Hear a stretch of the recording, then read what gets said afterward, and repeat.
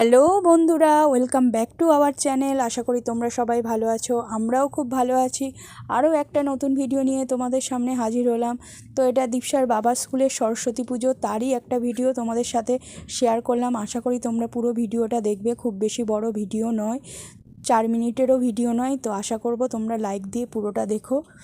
আর এই দেখো স্টুডেন্টরা কি সুন্দর আলপনা দিয়েছে, দেখো বিভিন্ন কালার আর কি মিক্সড করে আলপনাটা করেছে, খুব সুন্দর লাগছে। তখন আমাদের সময় বেশিরভাগ সাদার উপরেই আলপনা দেওয়া হতো, এখন দেখলাম বিভিন্ন কালারের আলপনা দিয়েছে, আরও বেশি হচ্ছে কালারটা ফুটেছে। তার জন্য আমরাও যখন ছোটো ছিলাম তখন আমরাও তাড়াতাড়ি স্কুলে গিয়ে সরস্বতী পুজোর জোগাড় করব বলে তাড়াতাড়ি স্কুলে চলে যেতাম, এসব আলপনা দিতাম, সাজাতাম। তো এখনও তার অন্যথায় হয় না। তো স্টুডেন্টরাই সব কাজ করে, টিচাররা জাস্ট তদারকি করেন, কোথাও কিছু ভুলচুক হলে সেটাকে দেখিয়ে দেন। তো কি সুন্দর আলপনাগুলো দেওয়া হয়েছে দেখো। এটা সরস্বতী পুজোর আগের দিনের আর কি এই ক্লিপগুলো। তো দেখো মাকে সবে এনে রাখা হয়েছে।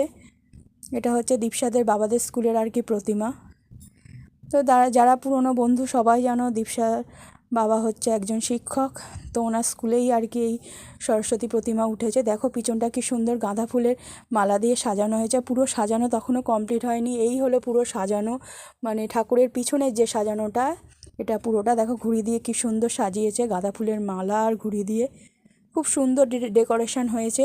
এটা ওদের যে অডিটোরিয়াম আছে সেখানেই আর কি ঠাকুরটা ওঠে। দেখো মঞ্চটাকে কি সুন্দর চারপাশ দিয়ে ফুলের মালা দিয়ে সাজানো হয়েছে, এবং উপরে দেখো, বুঝতে পারছো কিনা জানি না, নীল সাদা বেলুন দিয়ে সাজানো হয়েছে।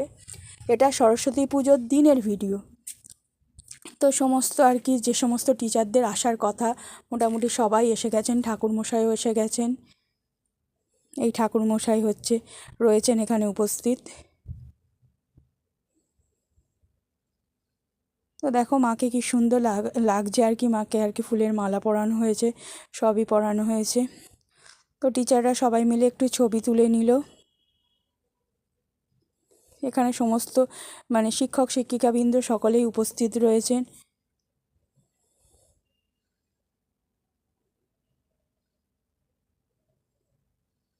তো এবারে দেখো ঠাকুরমশাই পুজো শুরু করবেন, পুজোরই কিছু তোমাদের সাথে শেয়ার করলাম।